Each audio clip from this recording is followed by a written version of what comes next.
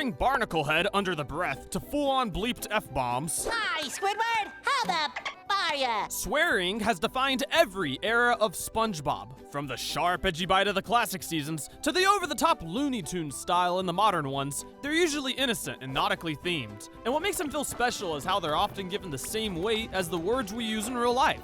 Barnacles! SpongeBob! Sorry about the foul language, Mr. Krabs. This confident gravitas made SpongeBob Swears a well-balanced gag that felt rebellious yet safe, thereby broadening the show's audience to older viewers. It even doubled as a world-building device. The uniformity of nearly everyone saying barnacles made Bikini Bottom feel like it had its own shared culture. And then you even got several subgroups, like pirate-themed characters using phrases like Davy Jones' locker as a swear, Mermaid Man and Barnacle Boy using cheeky alliteration with the marine vibe, Leap and lampreys, Mermaid Man! and even Sandy borrowing some lighter Texan-style expletives. But of course, the main way swearing contributed to the vibe of SpongeBob was through its use as a comedic device, even though the way it was used varied wildly between eras. In the classic era, a well-placed swear often serves as the trigger at the end of a joke or as a sudden tonal shift to surprise the audience. Much like how comedians use swears as a sudden jolt, SpongeBob's swearing gave it some rough edges, entertaining older viewers without ever going too far for the kids. The style really contributed to SpongeBob becoming a hit, but it also caused Nick some big headaches behind the scenes. On one hand, Nickelodeon quickly capitalized by releasing XXL SpongeBob pajama pants since the show began getting binge-watched by college students. But on the other hand, goofball news outlets used swearing as an opportunity to exaggerate how dangerous the show was, just to buy viewer trust. One of the more infamous of these cases came from ABC News, which ran a piece claiming the show straight up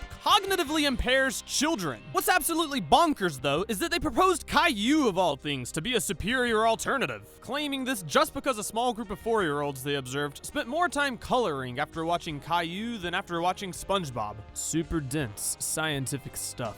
Some bad publicity aside, though, honestly, the fact that SpongeBob's writers fully committed to swearing breathed life and confidence into the show, and never really took it beyond a little seasoning. Hey, Patrick, how the are ya? Pretty good, SpongeBob. Oh yeah, well, this one episode aside, I guess.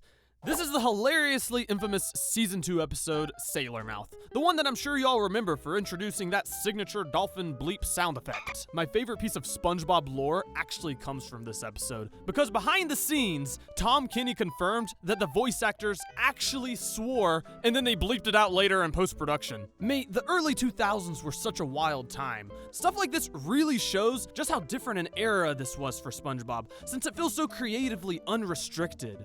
An episode about murdering a health inspector. Why not? Mr. Krabs stealing ladies' underpants. Go ahead. I seriously am curious about what would have been rejected back in the day, since they are basically the Family Guy or South Park of kids shows. For all you stat nerds out there are 45 swears in total on this one episode, making up about a 13th of the total number of swears on the show. Although we don't even know what the actual swears they used would have been, I got some guesses. Hey, Patrick, how the are ya? Pretty good, SpongeBob. I got a butt here! Oh! Krabs is, he said air! Such a stream of I have never Mate, they really had to have been smoking that wacky tobacco back in Season 2. Because I get creative freedom and all that, but then you also got Krusty Love, another infamous swearing episode, releasing in the same season, only a couple episodes prior. 99% of the episode may have been clean, but mate, SpongeBob's crash out in the end, where he cussed out Mr. Krabs, brought in 15 swears back to back to back. Do you want to know what I think? Mr. Krabs, Mr. Krabs' wallet! I didn't know SpongeBob had such a colorful vocabulary. I remember thinking these were actual swear words in like Spanish or something as a kid. And because Google Translate is a whiz at interpreting gibberish, I can now confidently prove it was actually a carefully organized code of 4 languages. See, this first part's in Maltese, apparently. Yes, hey, get a wallet. Then they threw some Hindi at us right here. Dibby dibby Shiva Mr. Krabs' wallet. Malagasy is the third one, and we only got one more. 5 to spend. And they finished it off with some Swedish. Rega sleba break crumb Ellen Mr. Krabs. Totally real foreign language Easter eggs aside, most of the time, swearing felt unique and punchy. It helped flesh out characters and roughen their edges. My favorite swear in the whole show has gotta be Great Barrier Reef, since it's a hilarious swear that oddly enough only appears 3 times in the show in total. Probably popularized by that realistic fish head in Battle for Bikini Bottom. Great Barrier Reef! This and many other swears felt very memorable and distinctive, and when they're there, they felt like a natural part of the show that struck the balance of entertaining without eclipsing the scene or character. It was a paradoxical combo of subtlety yet punch, all while being one of many elements in the show that felt married to its underwater setting, increasing overall cohesion. This approach slowly faded over time, with even Season 2 feeling noticeably less underwater than Season 1. Over the next several seasons, they stopped referencing obscure fish, buildings stopped showing water visually, and water pressure and buoyancy were rarely reflected in the animation. Eventually, the show felt underwater in name only, and even though swearing has nautical undertones to this day, the emphasis on marine life quickly left in favor of more visually humorous swears. Great Neptune's nostrils! And as early as the middle era of SpongeBob, swearing had completely lost its bite. It really began to feel like a relic of the past in many ways. In a post-movie writing environment with a new set of writers, it often felt forced and like a hollow shell of its former self. This awkwardness affected everything, since it reduced charm and killed comedic rhythm. It's as though you can almost feel the hesitancy half the time when someone swears in the middle era, which likely stemmed from uncertainty of how to even utilize the style to begin with. Swear frequency naturally dropped as a result, and when a character did swear, it often felt unimpactful and glossed over, lacking both the edge of the classic seasons and the exaggerative power of the modern seasons. The resulting vibe that swearing brought to the table with middle era SpongeBob could be summarized in one word: formulaic.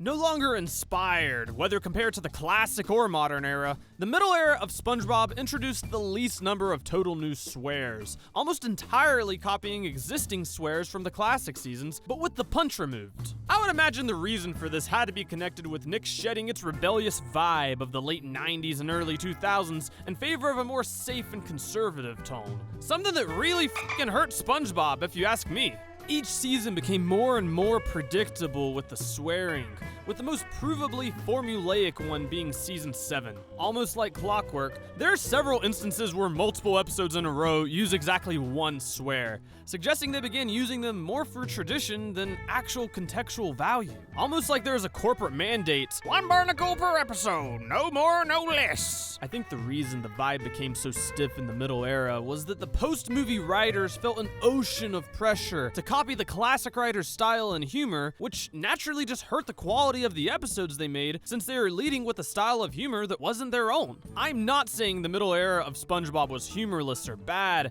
because I actually very much enjoy and appreciate it. But what I am saying is that swearing reflected the paradoxical expectations to both copy and vary from the classic writers, all while moving the needle into fresh territory. The hesitant humor is one of the main things that killed SpongeBob's reputation for the time, and for a while, it genuinely felt like the show might be canceled to preserve its legacy. But for 3 reasons, Nickelodeon made the tough decision to keep the show running: ambition, perseverance, and most importantly, Money!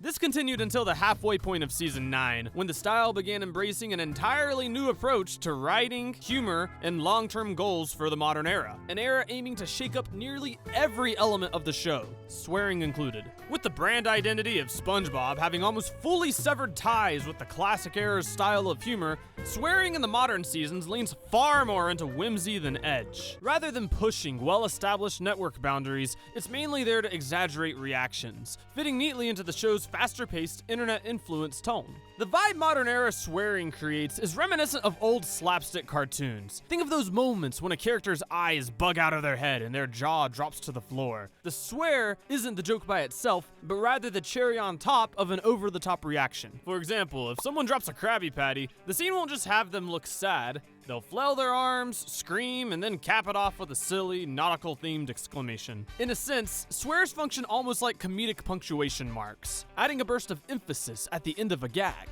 One thing that makes this approach feel distinct from earlier eras is the modern show's meta-awareness. In an era characterized by Easter eggs, fourth wall breaks, and revisited plot points, swears are intentionally dramatized for the sake of emphasis, aiming to be funny through the sheer ridiculousness of the delivery itself, giving the swear a performative vibe that feels more directed to the audience than the person or situation they're swearing at. This approach sharply contrasts the middle eras, where swears often felt awkward or mechanically inserted, as though the writers were following a checklist rather than crafting them into the rhythm of the scene. Modern swearing is designed to fully amplify the gag above all else, which both helps and harms the show in measurable ways, in my opinion. On one hand, it makes clips from the show pop more since they're guaranteed to have an extreme reaction. Plus, the show also fully commits to whatever gag it's pulling, regardless of quality. But on the other hand, only reacting in an over-the-top manner brings Syndrome's famous line to mind. And when everyone's super, no one will be. When every reaction is cranked up to 11, the impact quickly is dulled into background noise. This unintentionally makes all jokes and characters feel the same, which greatly erodes the charm of the once character-driven comedy approach that characterized the classic era. A lot of the times, it's as though you could switch out any character in the scene and it'd still work. But to be fair, there's contextually a different playing field in the modern era, because the show seems to fully aim towards appeal via clips, gifs, and memes, rather than overall appeal in episodes themselves. It's also important to note that people that like the modern approach often love it, making it more accurately characterized as polarizing rather than inferior. With cable having been beaten to death behind a Walgreens by streaming, the real money for a show like SpongeBob nowadays is in legacy content, merchandise, theatrical movie releases, and licensing, way more so than in the show itself. Nickelodeon can't cancel the show though, because regardless of viewership, the moment SpongeBob is publicly finished, the rare cultural staying power it's enjoyed for nearly 3 decades would likely fade quickly. Even video games today function less as profit engines for Nick and more as brand upkeep.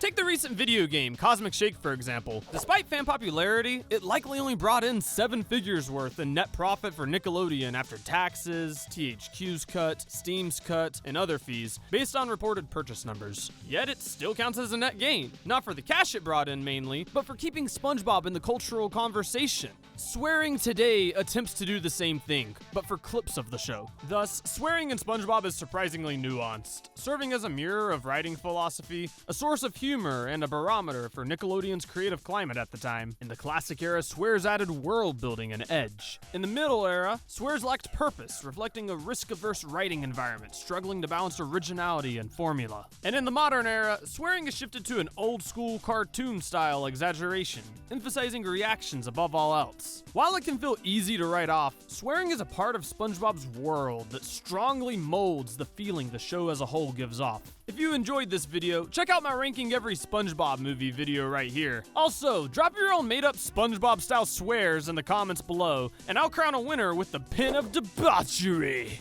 Debauchery! It'll be like King of the Hill, where the coolest one stays pinned unless an even cooler one gets commented or something. Thanks for watching and have a fantastic day.